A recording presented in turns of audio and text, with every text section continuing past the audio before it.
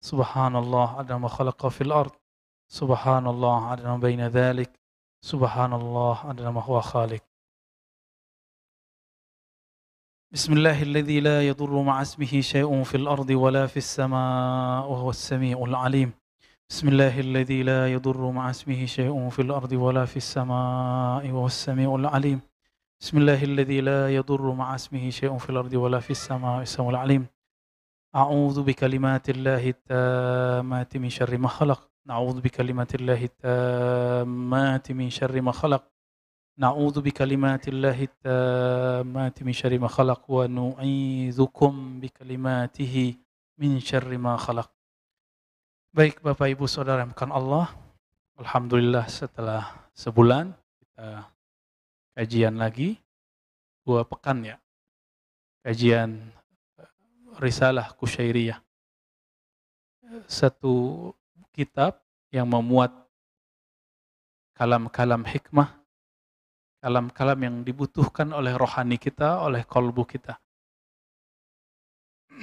Semoga Allah merahmati pengarang kitab ini, Al-Imam Abul Qasim Al-Kusyairi. Maka mari kita baca sebagai hadiah untuk beliau surah Al-Fatihah.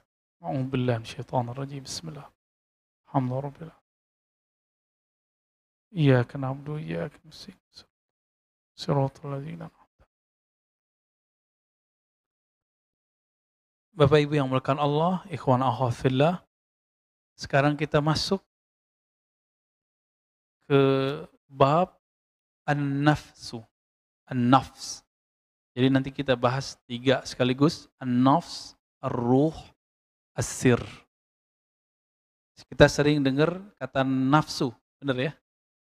Kita sering mendengar kata sir, rahasia. Kita sering mendengar kata ruh.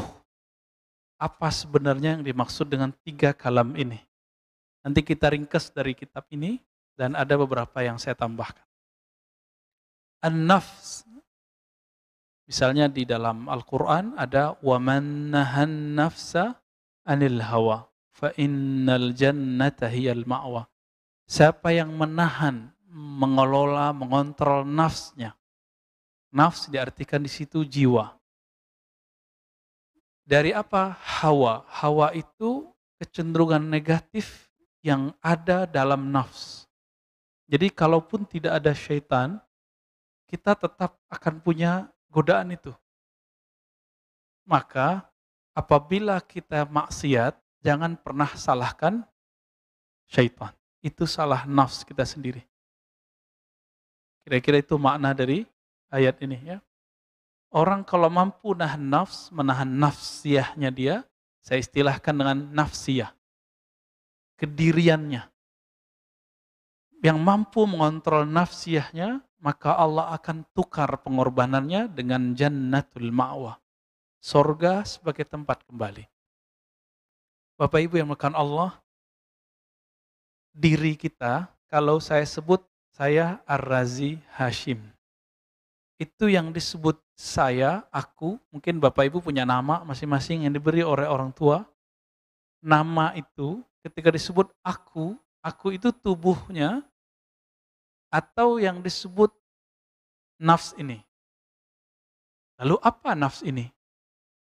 Ketika kita marah, yang emosi itu nafs namanya. Ketika kita sedih, yang merasakan sedih itu nafs. Saya sering mencontohkan, kalau orang sedih itu nangis, benar nggak? Tapi kalau perempuan menikah dan dia mencintai calon kekasihnya, habis ijab kabul dia nangis nggak biasanya? Jarang yang nggak nangis ya. Ibunya nangis, ayahnya nangis. Kadang-kadang orang yang hadir pun ikut nangis. Itu tangis bahagia apa sedih? Bahagia, berarti keluarnya air mata bukan pertanda nafsnya sedih. Itu sebabnya Bapak yang dimuliakan Allah, kita boleh bagilah siapa yang disebut diri kita. Pertama yang disebut diri kita, jasad, tubuh ini. Kalau luka bagian tangan, kita sebut tanganku luka. Benar nggak? Kalau wajah kita terlihat buruk atau baik, kita bilang apa? Wajahku. Ya, kalau perutnya kenyang, bilang perutku kenyang. Maka ini yang disebut diri jasad. Tapi Bapak saudara makan Allah, jasad ini dari mana? Dari mana si jasad ini? Dari tanah, dari air, dari udara, makanya kita butuh udara. Dan juga ada dari api. Jadi dalam tubuh kita ini ada 4 unsur. Makanya Bapak Ibu ini kalau marah, badannya panas. Enggak ada kan kompor dalam, ada setrika enggak dalam? Ada colokan listrik enggak? Enggak ada colokan listrik.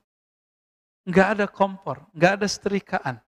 Enggak ada korek api. Tapi kenapa kita panas?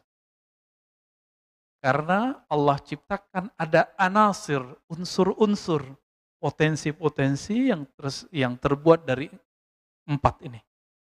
Bukan berarti kita api, ini bukan cerita Avatar ya.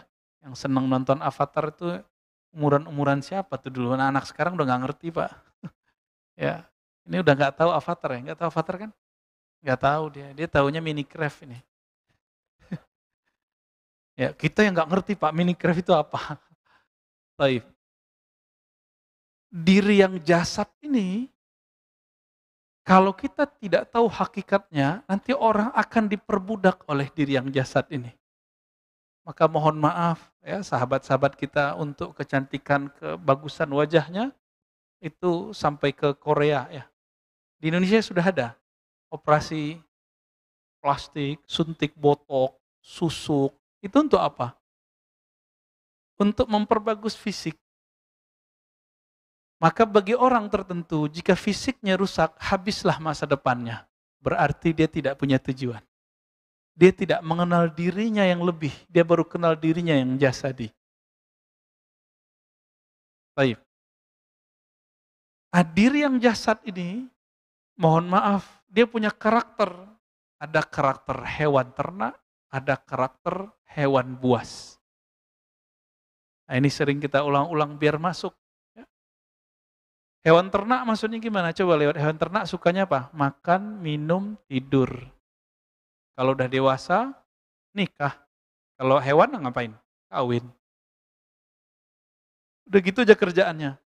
Ngoceh, ya kalau ngoceh ya, kalau burung berkicau, ayam berkokok, itu ngocehnya mereka. Kalau kita ngapain? Ngomong, ngomong, ngomong, ngomong. Makanya kita suka nongkrong, Pak. Bener nggak? Suka nongkrong di kafe nggak? Ini kan Tangsel waktu Jakarta lagi lockdown, Tangsel santai-santai aja kemarin ya. Tiba-tiba tarik darurat, Tangsel tidak ada tarik darurat. Saya kira Depok, kita kan tinggal di Depok. Depok, Jakarta sama. Mau cari minum, mau ngopi Pak. Ya pengen ngopi-ngopi aja. Ketemunya di mana? Di Tangsel Pak. Di Bintaro ketemunya. Artinya kata orang saya ustadz, tapi kok saya suka ngopi ya, itu sisi nafsiyah saya sendiri. Sisi jasadiah malah. Sisi jasadiah tapi dia sudah diatur di dalam nafsiyah. Maka ada diri yang kedua disebut dengan nafsiyah itu. Jadi jasad ini nanti akan dipengaruhi oleh karakter nafsu tadi, karakter pertamanya, karakter hewan ternak. Ada karakter buas. Makanya kita suka marah-marah, tersinggung kalau nggak dihargai. Ya. Bener nggak? Padahal orang nggak menghargai kita, itu bukan berarti dia nggak menghargai, dia nggak kenal kita. Karena orang tidak kenal kita, jangan hukumi dia dengan ketidakpengetahuannya itu. Diri yang nafsiyah ini sudah mulai masuk ke dalam. Nah, jadi kalau kita mengatakan aku, itu maksudnya itu. Saya lapar, itu dia Pak. Yang tadi lapar, efeknya bunyi-bunyi, pluk-pluk perut. Nah, itu jasad. Tapi yang merasakan lapar itu dia. Kalau lagi patah hati, yang merasakan sakit hati itu bukan kolbu, itu nafsiyah kita yang sakit. Senang gak dipuji orang? Itu nafsiyah. Mohon maaf nih anak-anak muda nih, yang jangan-jangan yang senior-senior juga kena nih, sosmed, Facebook, Instagram. Itu kalau di-like orang seneng nggak? Nah itu namanya nafsiyah, normal Pak. Normal untuk nafsiyah. Tapi coba cek nanti, yang lebih agak sedikit frontal kan YouTube. Ada like, ada unlike. Kalau kita betul-betul menghambakan nafsiyah itu, nafsiyah yang suka dipuji, itu nafsiyah syaitaniyah. Setan. Itu dia, setan dia suka makar, suka dipuji, haus popularitas. Kenapa iblis dulu tidak suka dengan Nabiullah Adam? Itu karena masalah popularitasnya rusak. Saya Haris, begitu kata iblis. Haris artinya penjaga surga. Ribuan tahun menjaga surga, bertapa, beribadah di surga. Kok disuruh sujud kepada Adam? Adam dari apa? Tanah. Iblis dari? Tapi kan dia nggak tahu bahwa tanahnya Adam itu sudah lengkap, ada sisi apinya. Akhirnya dia tidak mau sujud. Itu masalah popularitas, merasa keakuannya. Disinilah nafsiyahnya bermain. Sisi syaitaniyah atau boleh disebut iblisiyah. Kita yang haus pujian, haus popularitas, hati-hati di sini. Ada teman-teman kita yang baru nge-YouTube, Pak, jadi YouTuber, di-unlike sama orang, besok langsung opname. Masuk rumah sakit seminggu, sakit tipes kata dokter. Padahal yang sakit apa? Perasaan yang sakit. Ini kalau nggak siap, kolbunya nggak usah jadi YouTuber deh ya. Sisi nafs ini, dia ada tingkatnya. Maka adalah nafs bernama nafs ammarah. Sering orang bahas ya. Jiwa, jadi kalau dia itu masih belum benar, dia membisikkan selalu yang jahat-jahat. Kalau ketemu pengemis, dia bilang, itu paling pembohong. Gitu. Kalau ngelihat ada orang soleh dikit, pakai serban, pakai kopiah, munafik. Gitu. Ya. Nanti kalau ada yang ceramah, sok suci. Jadi gak ada benernya orang. Ini orang nafsul ammarah. Gerah dia kalau ada orang benar. Ya. Maka disebut ammarah itu dari kata ammarah. Jiwa yang banyak mengajak kepada keburukan. Karakter orang ini paling gampang mengajak dan diajak untuk berbuat buruk. Semoga kita gak masuk itu. Semoga hadirnya kita di sini pertanda Allah sudah selamatkan nafs kita dari ini. Amin. Lalu naik lawamah. Lawamah ini karakternya apa? Kalau berbuat sesuatu salah ataupun benar suka nyesel. Kalau dia buat bagus dia nyesel kenapa nggak lebih bagus. Kalau buruk dia nyesel kenapa dia. Maka laki-laki kalau yang jomblo-jomblo itu melakukan satu istimna namanya. Onani, mohon maaf. Itu habis selesai itu pasti nyesel, Pak. Penyesalannya itu disebut lawamah. Ya. Kita habis mengharadik orang, itu sudah nyesel, itu lawamah juga tuh. Kalau dia mampu mengkondisikan nafsnya, menjaga nafsnya, bisa mengenal Allah SWT, dia naik lagi, mulhamah. Mulhamah ini dicirikan, taatnya mut-mutan, maksiatnya pun mut-mutan. Ini lagi musim kajian nih, lagi ngaji. Ustadznya membahas tentang sholat duha, akhirnya sebulan sholat duha terus. Tapi nggak ada perbaikan rezeki. Kayaknya nggak bener nih kajian ustadz. Masa saya udah duha, rezekinya nggak lancar-lancar. Berarti dia salah niat. Maka dia diilhamkan lagi oleh nafsiyahnya. Itu nggak bener. Ditinggalkanlah. Itu mulhamah. Kalau dia rajin zikir, dia kalahkan bisik-bisikan ini, maka mencapailah orang ini kepada ketenangan nafs. Ketenangan nafs. Disebutlah an-nafsu al-mutmainnah. Jiwa yang tenang. Nafsu mutmainnah itu kalau dibuat persentase, 51% sampai 99% dia sudah baik. Dia sudah zikrullah. Nah, jadi dapat dipastikan kita rata-rata belum nyampe, Pak. Coba dihitung. Lamaan nonton YouTube atau zikir? Mana? YouTube ya? Gak apa-apa Pak, juru. Saya juga begitu kok. Cuma semenjak ketemu ilmu zikir, ternyata zikir lebih nikmat daripada nonton YouTube. Pak, ini perih. Lalu ada kebosanan. Coba Pak, nonton hari ini berita-berita tentang apa yang terjadi di luar. Panas. Benar nggak? Betul-betul nggak nyaman. Satu punya versi A, dia satu lagi punya versi B. Dua-duanya punya fakta yang kita bingung. Udahlah Pak, saran saya beberapa waktu ini jangan banyak nonton dulu deh. Jangan nonton berita dulu, udah banyakin zikir dulu, minta petunjuk ya Allah. Tolong selamatkan negeri ini. Gitu aja doa kita. Khawatir nggak Pak? Harus khawatir. Untuk itu kita harus doa.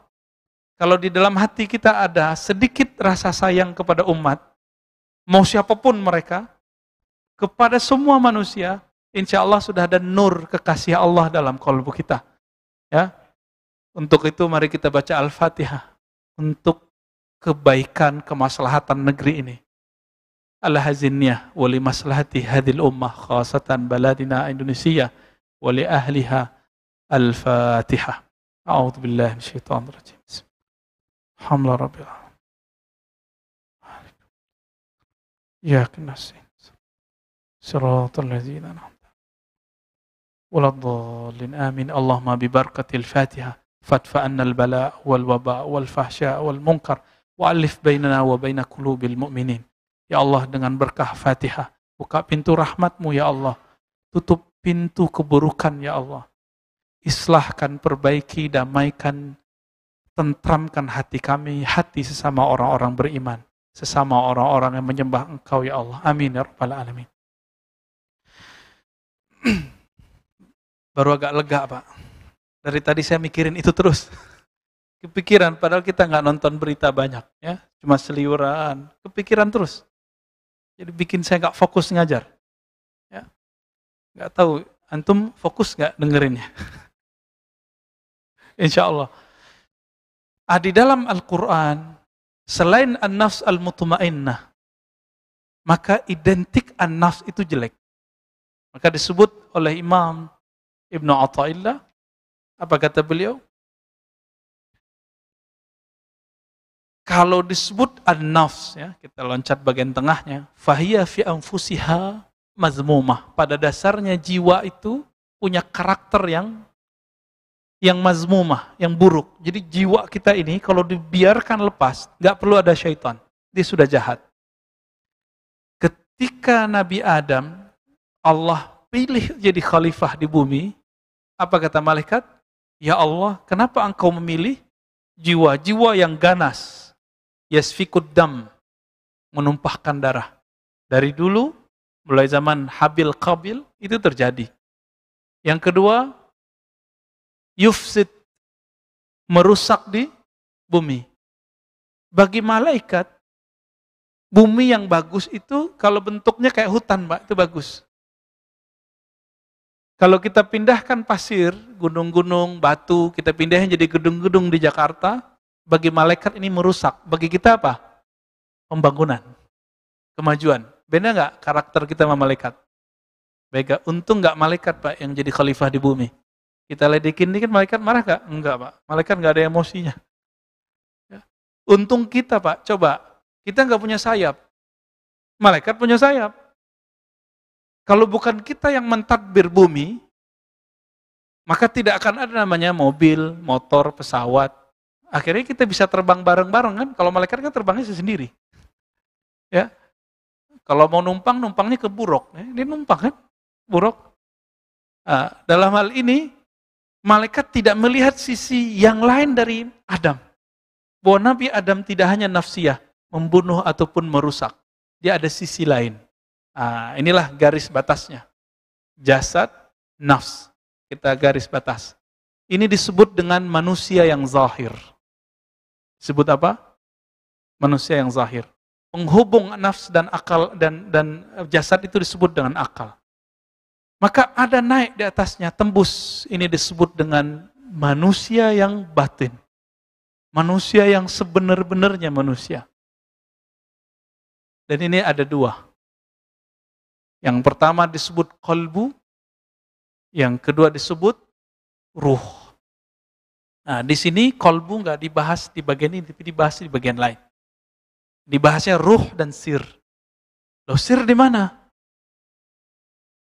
Jadi kita ini kalau zikir, Bapak kalau zikir pakai lidah apa pakai kolbu? Dua-duanya, serius. Kita cek nih. Ya. Kalau sholat tadi pakai fisik, benar? Kolbunya ngikut nggak? Serius. Tadi khusyuk nggak? Kalau tidak ada keselarasan kolbu dengan apa yang dibaca, maka berarti sholatnya baru jasadiyah. Inilah yang dikatakan dalam Al-Quran, fawailul lil musallin. Celaka bagi orang yang sholatnya baru jasadnya. Sama nggak dengan munafik? Dia sholat, pikirannya kemana-mana. Itu sholat jasadiyah. Sholat ini palsu, Pak. Sholat palsu. Kalau sholat nafsiyah itu orang sholat kalau dia lagi butuh. Tapi kalau sholatnya kolbu, dia sudah sholatnya ma'rifatullah. Mengenal Allah. Dia sudah tahu, saya butuh ini. Saya butuh sholat. Maka orangnya minimal sholat dengan kolbunya. Apa karakter orang kalau sholat sudah dengan kolbu? Dari awal takbir sampai assalamualaikum, yang dominan nama Allah. Allah, Allah. Udah gitu aja isinya, Allah Maha Besar. Allah, terus Allah yang terdalam dalam hatinya. Ini khusyuk level 1. Jadi bagi saya, antum faham apa yang dibaca itu belum khusyuk. Itu namanya nerjemah. Kalau gitu orang Arab khusyuk semua dong. Ya, kita khusyuk semua dong. Ya, ini samping saya ada Buya Asfi ya, masih muda. Itu baca kitab Pak, nggak perlu lihat, ngerti nerjemahinnya. Santri-santri di pesantren bisa nerjemah. Apakah mereka khusyuk? Enggak. Dulu ada syekh dari Arab datang ke sekolah kita. Pulpennya jatuh. Dia ambil Pak pulpennya, ambil lagi. Khusyuk nggak tuh? Dia paham nggak yang dia baca? Dia paham yang dia baca. Tapi ternyata pemahamannya baru di akalnya, belum sampai ke kalbunya. Kalbu itu kalau sudah tersentuh nama Allah, maka ada beberapa efeknya. Pertama, seperti yang disebutkan dalam surah Al-Anfal. Wajilat qulubuhum. Disebut nama Allah, kalbunya bergetar. Ada Pak, getar. Makanya orang mengatakan, murid-muridnya Imam Junaid, kalau Junaid sholat, kami mendengar gemuruh jantungnya. Kedengeran Pak. Tapi nggak selalu. Terjantungan lagi ya. Makanya ada orang kalau zikir, pingsan Pak. Kenapa dia pingsan? Karena jantungnya nggak beraturan. Nggak beraturan. Ya, saya dulu waktu umur 13-14 tahun sering pingsan kalau zikir. Tahu-tahu orang-orang udah nggak ada di masjid. Ya, apa yang kita baca? Kita cuma baca la ilaha illallah, bergoncang dalam ini, pingsan. Dan itu berbulan-bulan. Orang bilang saya, wah ini orang udah nggak beres nih gitu. Hampir aja dibilang gila kita Pak. Untung nggak jadi ya, untung waras lagi. Untung normal lagi, sampai kuat jantung itu. Itu yang pertama. Yang kedua, kalau tadi jantungnya, sekarang badannya yang bergerak. Dalilnya surat Az-Zumar ayat 23. Dibacakan ayat-ayat Allah, zikrullah taqsya'irru minhu. Bergetar. Ya. Bergetar karenanya, karena taqsya'irru ini bisa diartikan juga bergerak karena nama Allah, karena ayat-ayat Allah, karena Al-Qur'an, karena zikrullah, kulit juludul ladzina yakhshawna rabbahum. Kulit orang yang dia takut kepada Allah. Jadi tubuh jasadnya ikut bergetar. Pernah lihat ada orang main bola atau nonton bola, ketika bolanya mau gol, badannya ikut teriak. Mulut teriak, badannya ikut melonjak. Pernah lihat? Nah, kira-kira begitu, Pak. Ketika kalimatullah ini dibaca oleh si fulan ini, dan dia tahu tekniknya diajarkan oleh gurunya yang bersanad kepada Rasulullah. Lalu dia hunjamkan ke kolbunya. Di saat kalimah itu mau masuk ke dalam kolbu, terjadilah hentakan. Itu sebabnya kenapa sebagian orang-orang ahli zikir, itu zikirnya dia sembari bergerak. Bukan dibuat-buat itu. Ya, kita aja yang bilang dia kesurupan. Beda Pak, kesurupan jin sama kemasukan kalimatullah itu beda. Yang ngeruqyah butuh diruqyah lagi tar. Jadi pernah kejadian orang zikir begini lagi asyik, diruqyah sama teman kita. Ya, bingung dia, ya. Justru lebih tajam kolbunya orang ini daripada yang meruqyah. Yang meruqyah pakai suuzon, oh ini jin. Tidak akan pernah bersatu di dalam kolbu nama Allah dan jin. Gak pernah. Saya pernah menyebutkan di sini bahwa syaitan itu minta izin kepada Allah. Ya Rabb, dia manggil Allah juga, ya Rabb. Jadi syaitan itu bertuhannya ke siapa? Allah juga. Izinkan aku masuk ke dalam jantungnya manusia, ke dalam kolbunya ke manusia, baik yang zahirnya jantung ataupun yang batinnya hati. Apa kata Allah? Enggak bisa, enggak boleh. Tapi aku izinkan kamu masuk melewati jalur pembuluh darah. Itu sebabnya Nabi mengatakan inna syaitan yajri majrad dam. Syaitan itu mengalir di setiap pembuluh darah. Di mata ada pembuluh darah enggak? Makanya mata kita nakal, Pak. Bener enggak? Iya, gitu aja, Pak. Mata saya juga nakal kok. Lidah kita suka nyelekit enggak? Iya, karena di situ ada, ya telinga kita senang denger yang jorok-jorok nggak? Ngaku aja Pak, iya. Kalau ngelihat orang tengkar senang nggak? Senang. Tuh antum kan suka ngelihat beda berita, perang berita. Ya udah naik dikit. Kalau dulu perangnya perang fisik, adu ayam, sekarang adu orang, adu opini. Itu hobi. Nah, orang-orang yang jualan berita itu, mereka level pertengkarannya udah sampai di perang akliyah, bukan fisik lagi. Nafsiyahnya yang bermain itu. Dan mereka makan dari situ Pak. Dari ngadu domba orang itu. Menyebar hoax. Menyebar opini-opini yang tidak sahih. Ya, na'udzubillah min dzalik.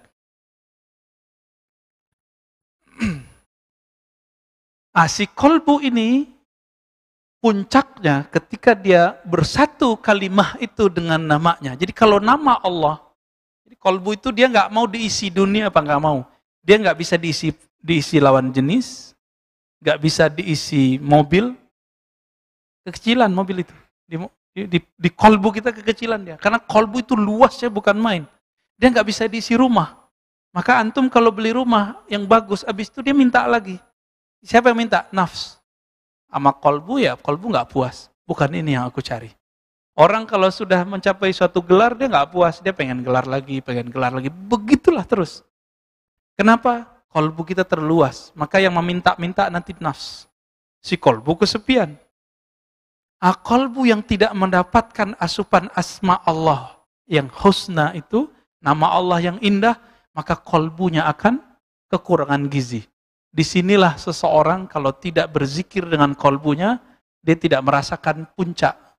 Yang ketiga, itmi'nanul qulub, ketenangan kolbu. Apa bedanya nafs mutmainnah dengan kolbu yang damai? Nafs yang tenang itu hanya dapat dicapai dengan kolbu yang berzikir. Jadi enggak, mohon maaf.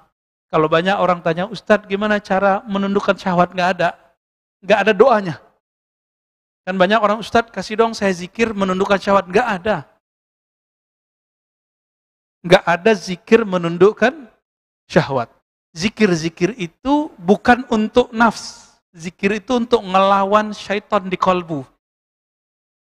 Jadi kolbu kita setiap kali lepas dari zikrullah, maka belalainya syaitan masuk ke dalam. Berarti zikir hanya untuk melawan nafs, urus sendiri. Ya. Latih puasa, latih bangun malam, latih tidak banyak ngomong, latih sendiri. Jangan salahin syaitan kalau maksiat. Ya. Kalau kita berpikir yang jorok, itu bisikannya emang dari syaitan. Tapi nanti yang eksekutornya siapa? Nafs kita. Selalu itu.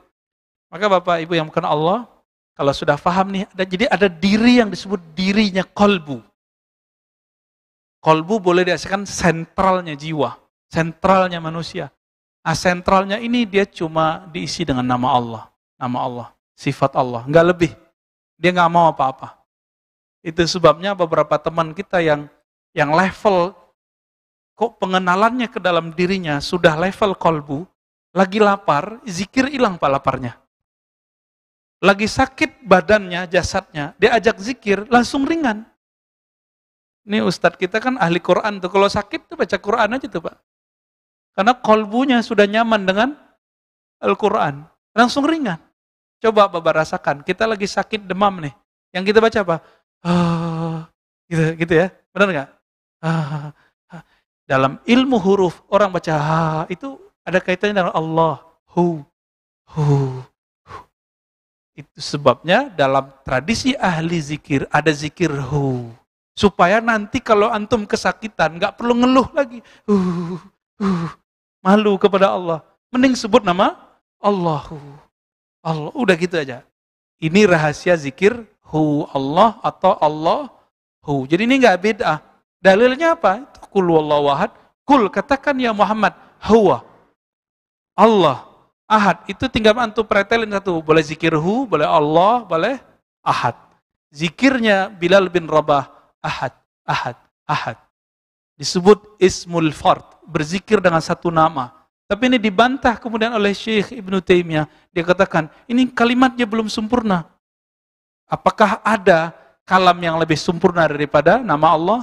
Gak ada. Maka orang cukup dengan zikir Allah, ahad, itu sudah lengkap. Ya. Lalu, kalau dia terus mengasupi kolbunya terus. Kolbu hanya makanannya apa tadi? Nama Allah dan sifat Allah. Oke? Sudah nyambung? Kalau nafs tadi makanannya apa? Ya, kehendak, syahwat. Kalau badan ya makanannya nasi, air. Kalau kolbu makanannya zikrullah. Zikir yang mana? Bukan zikir lisan saja, tapi zikir lisan yang sudah tembus ke dalam kolbu. Tapi kolbu ini nanti kalau kita berhenti di kolbu, ada satu diri kita lagi yang disebut di dalam kitab ini, ar-ruh. Roh. Roh ini yang Nabi katakan, al-ihsan an ta'budallah ka'annaka tarah. Jadi ketika Jibril datang bertanya, wahai Rasulullah, wahai Muhammad, apa itu ihsan? Islam, iman, sudah ada rukunnya. Ihsan apa rukunnya? Cuma satu. Engkau menyembah seakan memandangnya atau merasa dipandangnya. Yang merasakan memandang Allah, yang merasakan dipandang Allah, itu bukan tubuh ini. Bukan juga nafs. Bukan juga qalb. Tapi yang merasakan siapa? Ruh. Ini yang disebut dengan ihsan. Hadis Imam Muslim, hadis pertama dalam Kitabul Iman.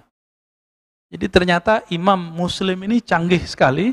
Dia bukalah Kitabul Iman, bab iman dalam Sahih Bukhari dengan ajaran Islam semuanya.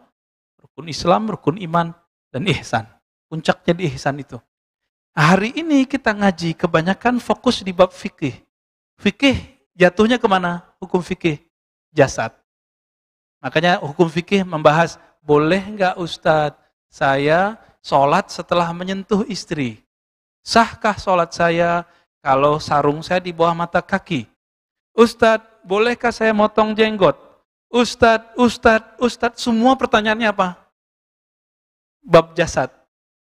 Benar nggak? Antum harus naik ilmunya.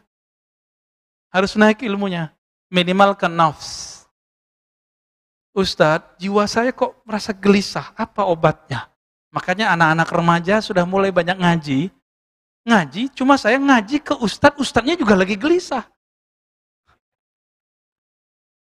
Belum menemukan jalan menuju kolbunya. Ya sama-sama galaulah berdua, ya galaulah semua. Bagaimana mungkin, ini saya dulu Pak, waktu kita buat training bersama teman-teman Korps Dai Muda, salah satu lembaga zakat terdekat kita di sini, itu buat pelatihan daurah dai. Saya telat nyampe, jadi nggak ada bus masuk ke Baduy. Akhirnya kita sewalah angkot. Kita tanya, Mas, kamu bisa nganter ke Baduy nggak? Oh bisa.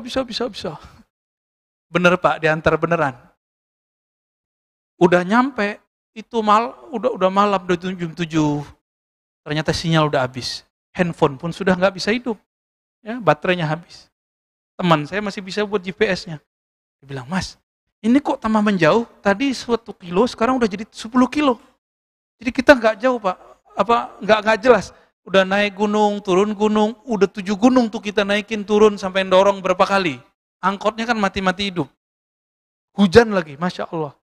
Saya mikir, ini kali ya nasib para guru-guru yang mengajak kepada Allah, tapi dia tidak tahu jalan menuju Allah. Tersiksalah muridnya dengan wirid-wirid yang membuat dia tidak sampai kepada Allah. Tersiksalah muridnya dengan zikir-zikir yang membuat dia lelah, nggak bisa mengobati dirinya. Kayak gitu ya, kayak sopir angkot nggak ngerti jalan.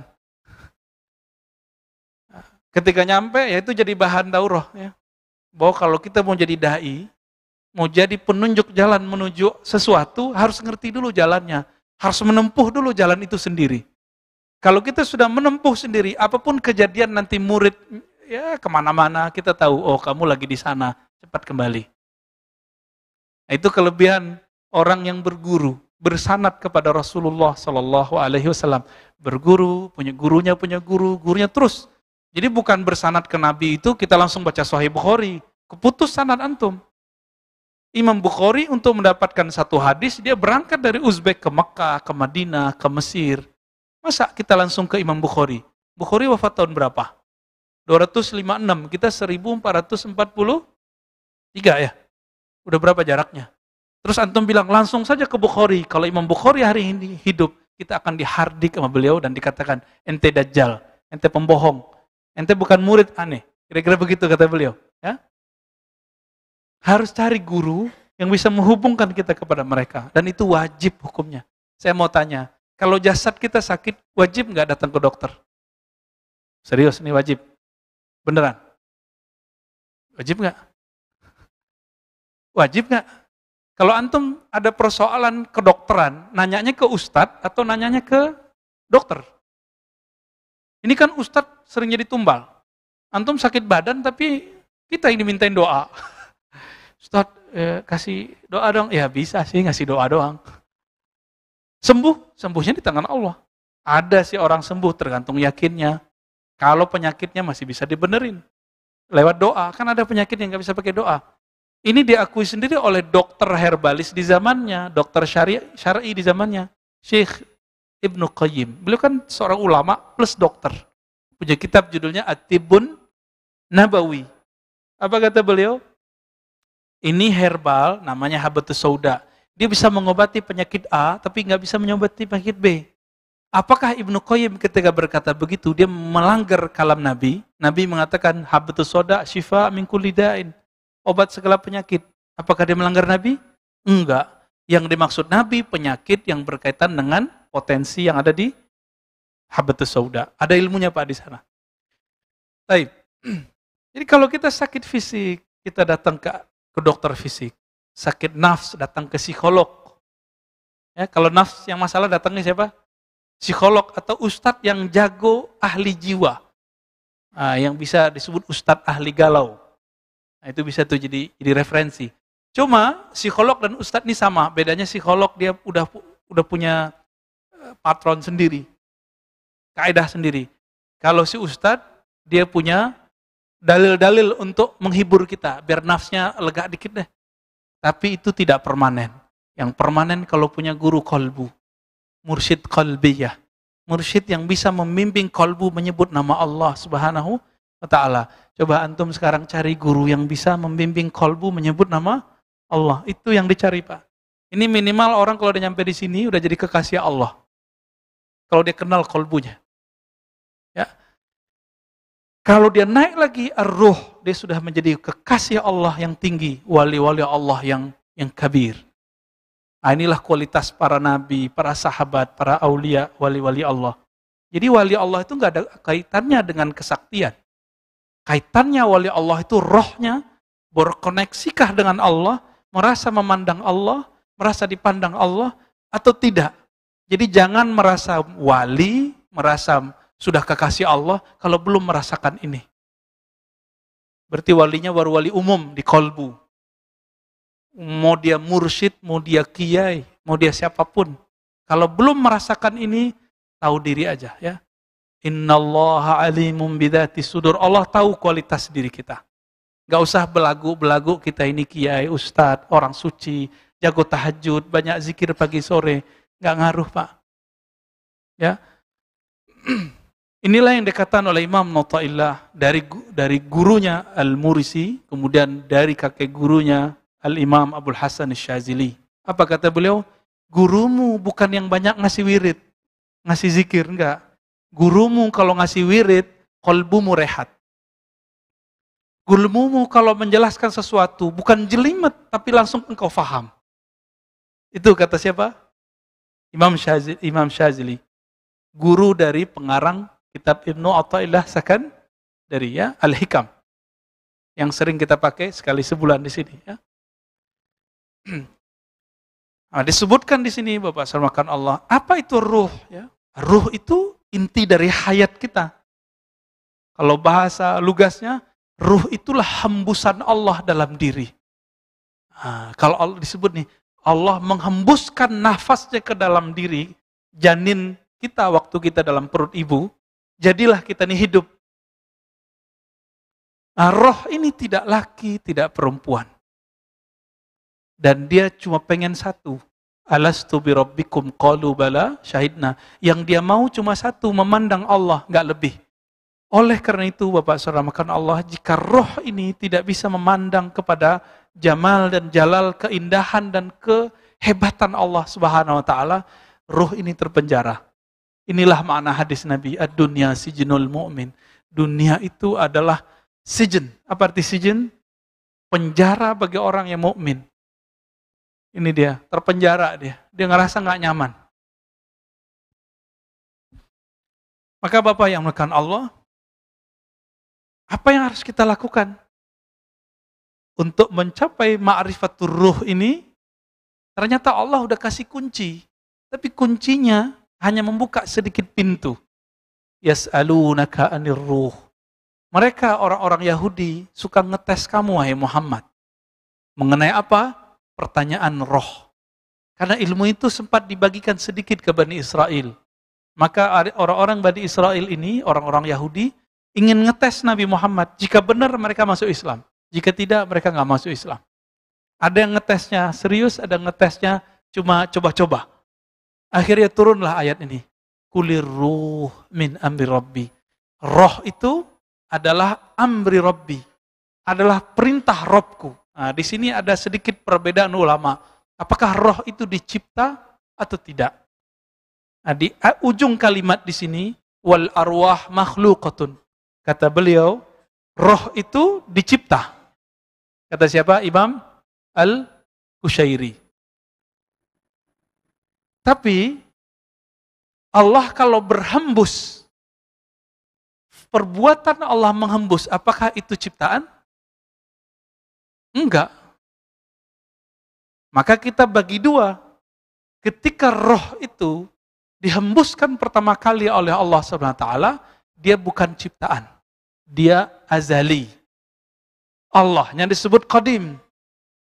Apa arti qadim? Tidak pernah tidak ada, selalu ada, tidak berawal.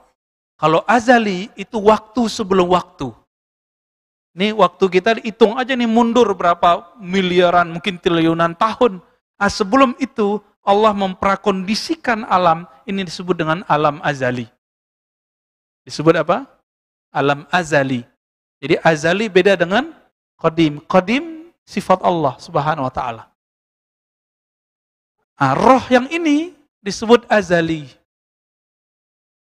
Nanti roh itu dia harus pulang ke sana. Inilah makna inna lillahi wa inna ilaihi raji'un. Sesungguhnya kita milik Allah. Hembusan Allah kita maksudnya. Kita ini milik Allah. Jika kepemilikannya dari tanah kembali ke tanah. Jika dari hembusan Allah nanti Allah ambil lagi hembusannya, itu bernama kematian. Ketika ditiupkan ke janin, muncullah satu energi bernama hayat, kehidupan. Itu yang disebut roh yang makhlukah, roh yang dicipta. Tapi hembusannya Allah tidak dicipta. Bisa paham di situ? Maka yang mampu berkoneksi dengan Allah itu cuma roh. Kalau kolbu hanya mampu berkoneksi ke nama dan sifat Allah. Maka wajib bagi saya nih, mohon maaf. Bagi saya wajib seorang mukmin yang cinta kepada Allah berzikir dengan Asmaul Husna setiap hari. Mau diambil 99 itu atau diambil salah satunya. Mau Pak ngamalin? Ya, amalkan ya. Minimal berapa kali? Sekali aja pagi, sekali sore. Kalau enggak, ambil satu nama, zikirkan di kolbu. Ya Rahman, Ya Allah, Allah. Udah gitu aja zikirnya. Dalilnya surah Al-Isra ya. Qul ud'ullaha aw ud'ur Rahman. Katakanlah, serulah Allah, panggillah Ar-Rahman. Berarti boleh manggil Allah, Ya Allah, Ya Allah. Itu boleh, zikir begitu boleh. Ya, yang biasa bilang bid'ah nggak paham dia masih terjebak di hukum fikih. Padahal di fikih banyak aliran dan tidak ada mazhab yang melarang zikir ya Allah, Allah, ya Allah kecuali cuma Ibnu Taimiyah.